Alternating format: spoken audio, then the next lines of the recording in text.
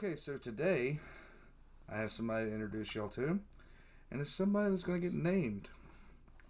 Now, she does have a red eye from the camera, but it's actually blue. And so she has two different color eyes, and she is very calm. She's also very tired. She's had a long day. So we picked her up earlier today and then drove back home, and here we are. So, in my Discord, we're going to open up things for people to name this pug. We're going to get a couple of names situated, and then I'll open up a voting thing on YouTube for people to actually vote for the name of this little thing. She's what's called a panda pug, and she is simply put adorable. She's very, very relaxed. She's very, very calm. She's long, like a long cat. Yes. She's very calm. Now, Volcana has reacted to the arrival of this new one by instantly attempting to assert dominance, to which this one is too chill to care. She's just too chill to care. She really is. So, that being said, today we're going to take a look at Thunder Warriors explained by an Australian. And, alright, so here we go. G'day guys and gal. Warhammer is just a spicy reflection of real life. Nothing displays this more than the Thunder Warriors. Take bodybuilders for example. You find a Lebo that smashes cheap roids on the daily and you get a Thunder Warrior. You find a rich kid with a pharmacist's dad who gives him access to various designer steroids and you get David Lade. Or for this example, a Space Marine. Thunder Warriors were the alpha test for super soldiers, and whilst they did a good job at killing irradiated peasants and mutant melee lovers, they had a short shelf life, just like real life Lebos that are juiced to the gills. But were they just a failed precursor to the Astartes, or were they a modified powerhouse in their own right? Before we get started, ding ding ding, we have a winner. Not only did Gaston, the absolute mad lad, buy 3 Majorkill minis, but he painted all 3 of them flawlessly. Like holy shit, I would say this is the best paint job for the Majorkill Terminator Lord and the Space Elf Death Lord I've seen so far, and the Majorkill Space Marine is definitely a contender. Awesome work, man. As always, all of these models, as well as a fantasy-esque, because that's a word, mini, are available on the Majorkill website. Ships worldwide and all prices are in Australian, so cheap as chips. Today we'll go over what a Thunder Warrior is, where they came from, and what happened to them. We'll also compare them to a Space Marine to see if they were inferior in every way or if the alpha test was actually greater than the beta in some ways. Let's get into it. As I talked about in my last video, which was about the Dark Age of technology, mankind's homeworld of Earth, or Terra as it's called in 40k, was in rough shape. Society had completely collapsed, and the world was ruled by techno-barbarian warlords. If you're wondering what the hell a techno-barbarian warlord is, just imagine Mad Max, but everyone is driving Teslas. However, this had all gone according to the Emperor's plan. See, mankind during the Dark Age of technology was just too overpowered for him. If he tried to take control, they would have just gangbanged him with nanobots and other wacky sci-fi shenanigans. He had to allow for the Age of Strife to occur, in which mankind weakened greatly, and then after that he had to wait for the warp storm spawned from the Elders' galactic blood orgy to settle down. See, whilst mankind had been killing itself, the Emperor had been chilling in his bat cave in the Himalayas, slowly but surely mastering the art of genetic modification to create super soldiers that would allow him to take over Terra and begin his galactic conquest. Now to his credit, the Emperor managed to make a literal flawless masterpiece on his first proper attempt, that being the Custodes, but they were very difficult to create and could not be created in large enough numbers, so it was on to plan B. The Emperor chose dozens of thousands of warriors out of his armies to go through some pretty crude procedures. Organ implantation, DNA rewrites, muscle and bone grafting, as well as anabolic steroids mixed in with bin juice. This was the recipe to create a Thunder Warrior, a powerful, resilient, and loyal warrior who could tear through normal men like they were nothing. They also boasted some pretty nice gear, using the Mark I power armor, appropriately named as Thunder Armor. This armor was even used by some Space Marines in the super early days. This armor wasn't that good on the grand scheme of things though. Only the top half was actually powered, and it wasn't made by Mars, hence wasn't very technologically advanced. You also couldn't use it in space for obvious reasons. But when your enemy just strap rusted metal to themselves for protection, it's more than enough.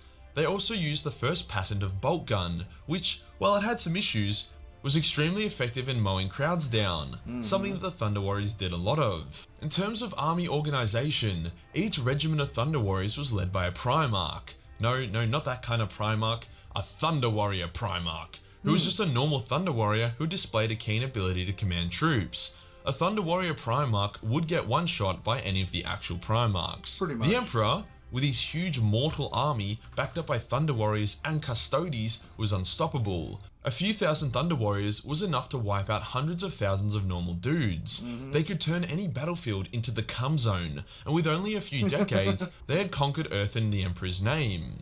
Now, while some of the credit goes to the Custodes as well as some Astartes who began to emerge towards the end of the Unification Wars, most of it goes to the Thunder Warriors. But injecting anabolic bin juice into Lebos only gets you so far. After a few years, the Thunder Warriors' bodies began to reject the modifications. For some this ended in death, for others it ended in insanity. Some remained unaffected, but the oh shit rate was very high.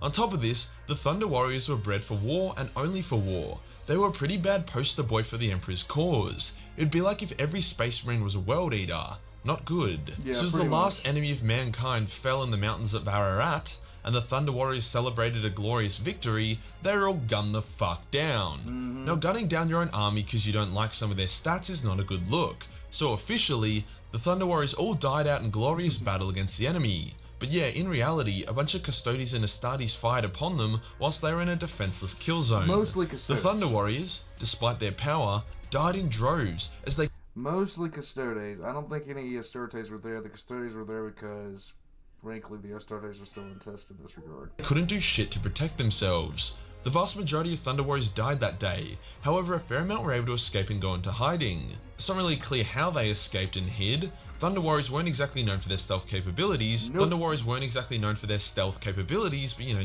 just roll with it. The Thunder Warriors weren't super stoked about getting genocided, so they planned a revenge attack. Ushotan, who was the Thunder Primarch of the 4th Legion of Thunder Warriors, waved around his Thunder Cock and he charged at the Imperial Palace with a number of his Thunder Lads. Now, they didn't actually think they could beat the Emperor or the Custodes, but they wanted an honourable death in battle and a way of saying fuck you to their dad. Defending the palace were some first generation Astartes and the Custodes. And they got fucked Now up. here's the interesting part. A Thunder Warrior is actually better in combat versus an Astartes. Yep. In a war, the Astartes would win due to better tactics and versatility, but in a straight up scuffle, the Thunder Warriors usually won. Hence, Ushotan was butchering a number of Space Marines before he finally fought and was quickly killed by Valdor, who was the Captain General of the Custodes. Ushotan monologued a bit about how he was a real man and that the Custodes were just duty-bound automatons as he lied dying. Valdor actually agreed with him, then finished him off. Was a cool moment in the lore, you should totally check it out. That wasn't all the Thunder Warriors, however. See, the survivors of Mount Ararat split into 4 groups. The first group, led by Ushotan, just wanted to die in battle, hence they Leroy Jenkins at the Imperial Palace. That's a The good way to second say group it. wanted to actually do a proper rebellion and not just suicide by cop, hence they went to the planet of Cerberus, and the third group didn't want to die, and also didn't really blame the Emperor too much for what happened, hence they went into hiding in the undercities of Terra and became crime lords. And the fourth group just joined illegal gladiatorial arenas near the Imperial Palace. We're gonna look at the second group, who are the kinda smarter rebels, but not really. They went to Cerberus. These Thunder Warriors waited for the Emperor's Crusade to start, and then they instigated an insurrection on the prison world of Cerberus.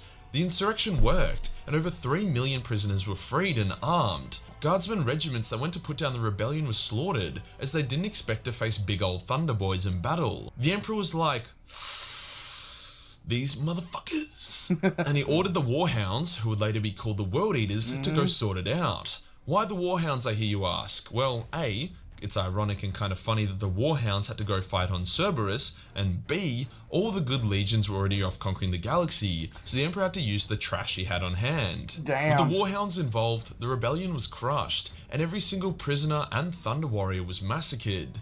Interestingly enough though, every time a Thunder Warrior was killed, he took 3 to 4 Warhounds with him, which makes me think that the intelligent and more elite Thunder Warriors were the ones that escaped the slaughter of Mount Ararat, whilst the dumbass Thunder Warriors didn't.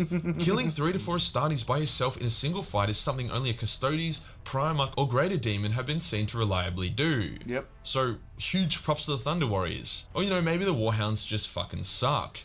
The most legendary of all the Thunder Warriors, Arik Taranis, as well as a handful of other Thunder Warriors, were able to form a crime syndicate. Arik was smart enough to figure out a way how to harvest Astarte gene seed and convert it to Thunder Warrior compatible gene seed to slow down the Thunder Warriors' physical deterioration and extend their lifespans dramatically. Don't ask me how he did it. I doubt the Emperor gave him hectic lessons on it, but they sorted it out. Hence they remained crime lords all the way up until the end of the Horus Heresy and maybe even beyond. Some Thunder Warriors actually put in a big shift to stop the traitors. Thunder Warrior Herrick helped the Custodes foil an Alpha Legion plot to sabotage Imperial defenders, which cost him his life, whilst other Thunder Warriors ended up being gladiators who either died in the gladiatorial pits or died foiling Alpha Legion plots. Now, whilst it does seem weird that the Thunder Warriors, especially ones that have undergone severe mental degradation, were able to foil the Alpha Legion, considering how smart the Alpha Legion is, but I think it's due to the fact that they lived and breathed the Undercity, meant that they kind of knew it better than the other Imperial forces. The fact that the Thunder Warriors have been genocided like 5 times now shows that GW are really struggling to let them go. Old lore had them all dead at Mount Ararat, newer lore killed them at Cerberus, and now it seems that the 1 or 2 of them could have survived beyond the Horus Heresy. I reckon just let the Thunder fuckers be dead, GW. They put in a good shift, but now the Outcast Dead has 2 Thunder Warriors, and I think he covered those 2. it's time for them to go. If you enjoyed the video and you want to support the channel, then Patreon is the place to be. Where only $1 per month give you access to a boatload of Warhammer hentai. I should totally get Thunder Warrior hentai, that'd be mad. No. Hit the subscribe button, then hit the real subscribe button for more thunderous content. So basically, the Thunder Warriors were stronger than the Astartes when it came to personal combat. They were better than them in that regard. But it was just a matter of pure tactics. So the World Leaders getting stomped out by the Thunder Warriors isn't exactly a surprise to me. But it is what it is. Now, as far as this whole thing goes, pop your names, your recommendations in the comments down below in Discord. And, yeah, we'll get her named. And we'll see what you guys have to say. I'll catch you guys next time.